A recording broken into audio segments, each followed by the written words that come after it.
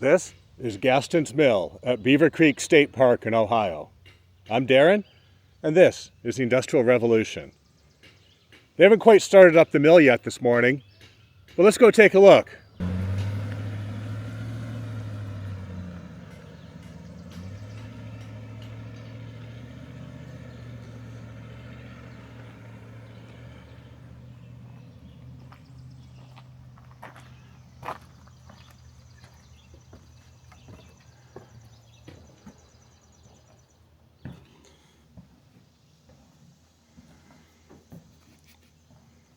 So here in the mill, they grind corn, wheat, and buckwheat. And they operate the mill through the summer, typically on the first Saturday of every month. So they have two separate stones, only one of which is actually set up to work right now, as you can see. But this one actually gives you a pretty good idea of what the millstones look like. Pretty worn. And also you see the top stone, the runner, is actually upside down. Now you have to frequently redress these stones, especially if you're grinding wheat.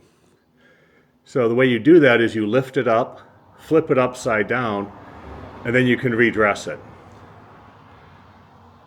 See that red cloth thing over here in the background? That's a little crane, and that actually is used to swing over the top of the millstone. It'll connect in through typically a couple of holes in the side. And you can lift it up, flip it upside down, set it on blocks like this so it's stable. And then you can go through and redress the top of the stone or touch up the dressing. That is rebuilding or recutting, regrooving the grooves in it, cleaning them up and making it grind more efficiently. Have the elevators here.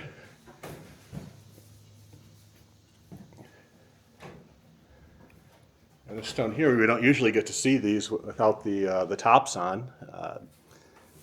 So they're just getting set up this morning here to operate. See, normally that wooden cowling in the back would be over the top of this. And that would direct all the flour around. And you get the little brush on here. That brushes the ground flour that comes out the side of the stone down here through this chute. And it can be either sieved and bagged directly, or it could go through something like a flour dresser. Actually, while some mills used these chutes originally, I found out that it's a recent addition here. Originally, the flour dropped directly down into this auger and was pulled into the center from both stones and went to the elevator to go upstairs.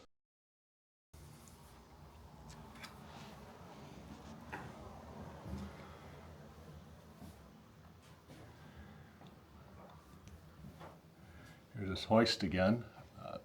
Remember, these stones are really heavy, so this has to be able to hold a lot of weight. You see the two pins in the side there, those go into holes that are in the runner stone. You can see on the far one there, you have the hole through that metal brace. And there's another one just like it on the other side, lets you pick these up. So a lot of millers, this was not only their place of work, it was actually their home. And they might live a little alcove off to the side in an office, something like this. You see a couple of beds here.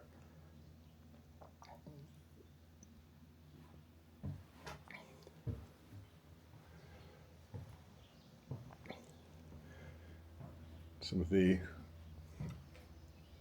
older features here at the augers. We're still looking at getting some of the other things up and running. The original waterwheel rim.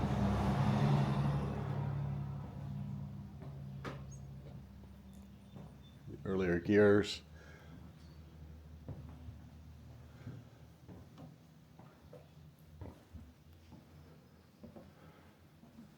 Interesting feature, if you look at the millstone here, the stone here actually was brought over from France, and a lot of mills really liked this French stone.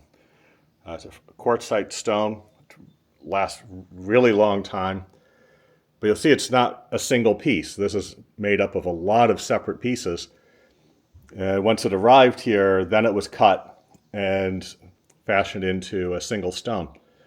You can see it's a runner stone. It has the support there on the top to hold it in place. But the reason you did that is these stones were actually brought over as ballast from France, and then they shipped cargo back, but a lot of times the ships came mostly or completely empty out of France. So you needed ballast, and since millers really liked their stones so much, they were able to get the stone shipped over, bring it here, put it together, wrap it in iron bands, and then you just dress the stone. Check out my millstone video if you want a lot more information on how this stuff works.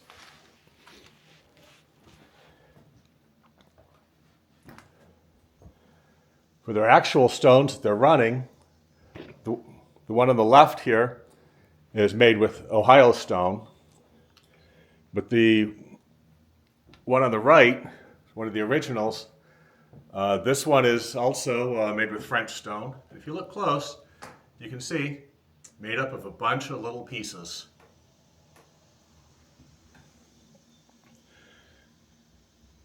We have the elevators here that move the grain around. The grain would then go into this elevator and go upstairs up to a flour dresser, get sorted based on quality. And then it would fall into a hopper somewhere, and you could package it up and sell it. And in this case, you have one elevator here and two stones, and you could actually work from either one. You could probably run from both simultaneously if you're running the same grain.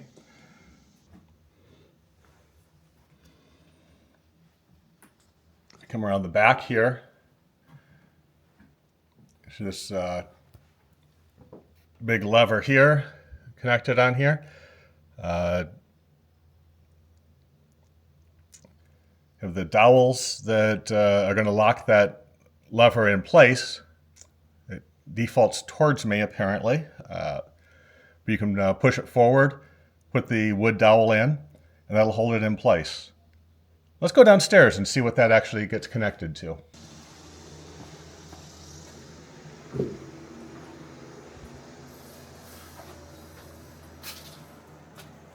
So here's that wheel up above here, but it doesn't connect anything down here. Let's go see what it does connect to. It must connect over to the wheel somewhere.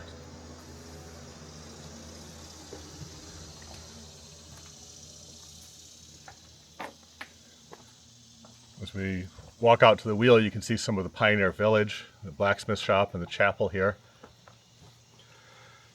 And if we look at where that wheel came in, it is connected to the 3 sluice gates, which are located directly above the water wheel. So the miller could adjust that lever, drop the dowel into place to lock what position the sluice gates are sitting in. Open it up further, you get more water, faster speed on your water wheel. You notice there's no water leaking through there right now. Sluice gates are pretty good, the wooden gates, not always that good. If we take a look up here at the top, you can see this is completely dry. We have 3 small holes here. The advantage of having the smaller holes below surface level, if you get branches or something coming in here, they're going to get blocked. They're not going to go through the wheel, maybe break up your wheel. We have the stone mill race coming over here to the mill pond. And at the mill pond we have another sluice gate.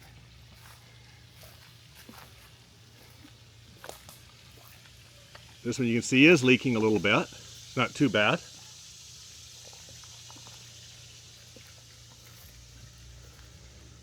These are all pretty simple. Have basic wood gate, slides down. Here they're actually using some rubber seals on it, which looks like some plastic of some kind around the edges, which is going to give you a far better waterproof seal than what you would have had originally on these, because originally these did leak some. So we saw inside that to adjust those gates, the miller would push the lever forward and would drop a wood dowel down, and that would actually kind of lock how far open the gates were. But what do you do here? It's actually very, very similar. Let's take a look.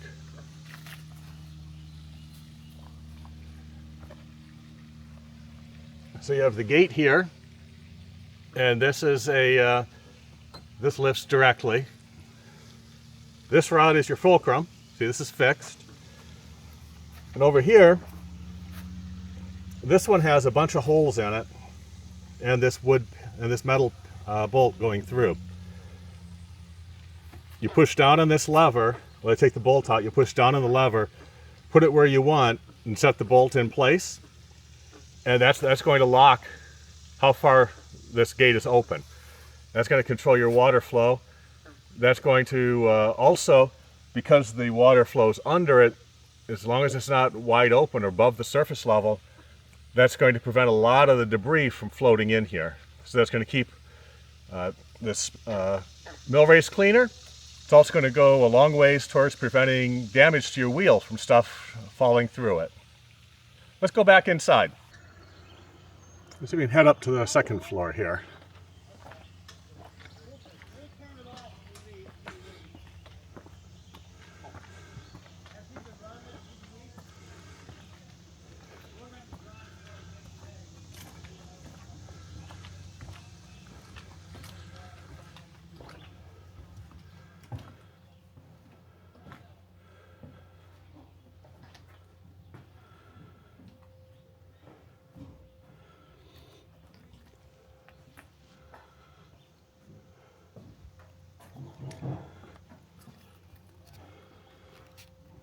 Second floor looks like a museum of assorted antiques, not so much related to the mill, but to the community.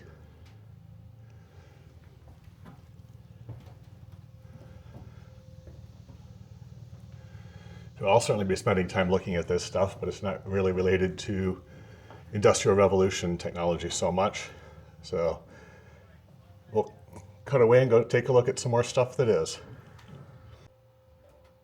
The public's not allowed up here on the third floor, but is given special access to see the remaining mechanisms up here. The large vertical shaft comes up from the basement and turns this horizontal shaft, running almost the full length of the floor. It then powers, through gears and belts, the elevators, as well as the fanning mill and the flour dresser. The large levers are used to engage and disengage the individual devices. Here's the top of one of the elevators, and one of the wooden augers that moved everything around.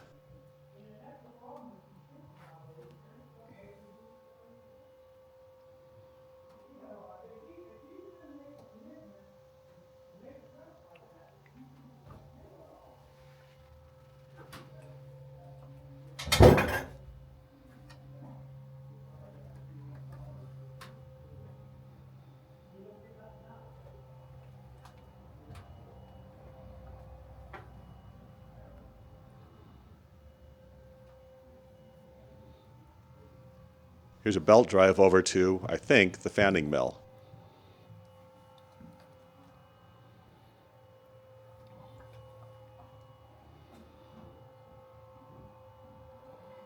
Unfortunately, a lot of the original equipment is no longer up here.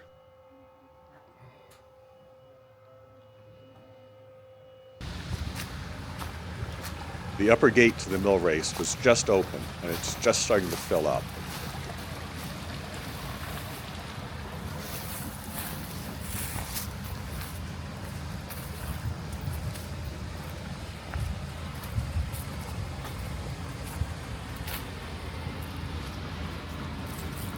Since they only operate here once a month, they're careful to check everything at every step of the way to protect this historic treasure.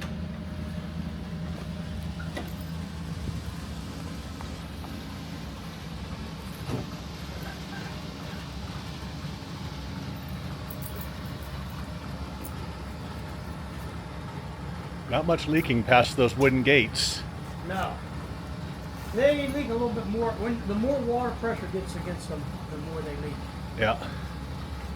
When that gets pulled back there, it gets so much stuff out of there. What's that? Oh, we need to get some of that out?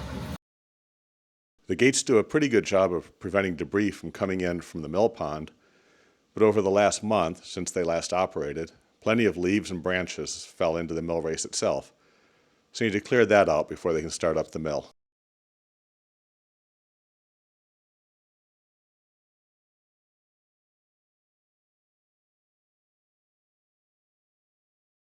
Railroad mill.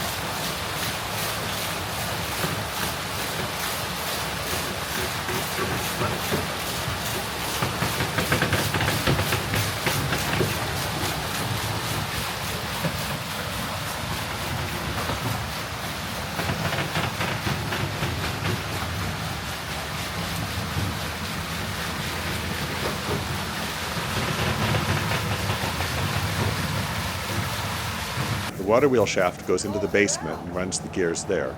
Let's go take a look. The lighting's not great down here, but you can see the horizontal axle water wheel shaft is converted through gears into a vertical shaft that goes all the way up to the 3rd floor. Up near the ceiling, there's a much larger gear turning. That's going fast.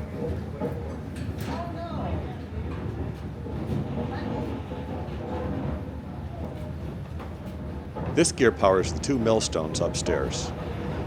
You can see the smaller gear on the left has been lowered into the main gear. The axle of that gear directly drives the millstone above. This gear was lowered into place before the water wheel was started.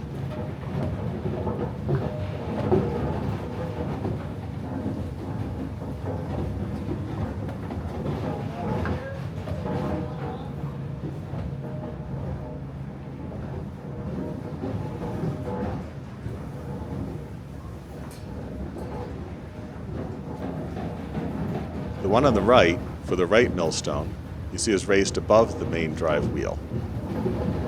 If you wanted to use that stone, you'd have to stop the water wheel, lower this gear into place, then restart the wheel.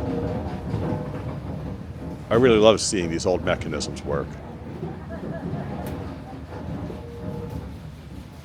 Let's go upstairs to see them actually grinding the grain. They're starting off with buckwheat today. You can see that large shaft rotating beside the miller.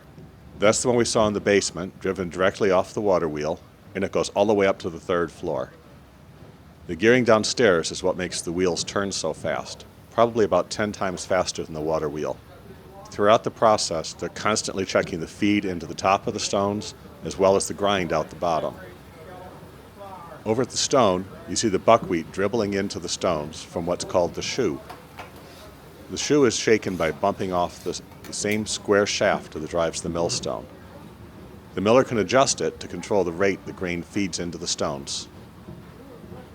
Buckwheat flour today is coming back into popularity, but 100 years ago it was more a grain of last resort.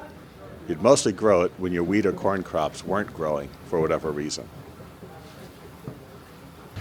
So construction here at Gaston's mill started in 1830. Well, they didn't actually finish the mill until 1837. It was built here on Little Beaver Creek at the location of Lock 36. They knew Lock 36 was going to be here. Well, the mill actually opened 11 years before the canal opened up. And the canal, of course, only lasted about 4 years before it shut down, result of a catastrophic dam breach, and they decided it wasn't economically worth trying to keep it open. throughout the time it was here, they converted from water power, which you see it running on today, to steam power in 1886. Later they converted over to gasoline power as well. It would produce at its peak only about 200 pounds of flour per day, which on the low side for a mill, but if you're in a rural area, you're the only mill, that's plenty to produce. It actually operated until the 1920s. In the 1920s, it just wasn't economically viable. It was in bad shape at that point. It shut down.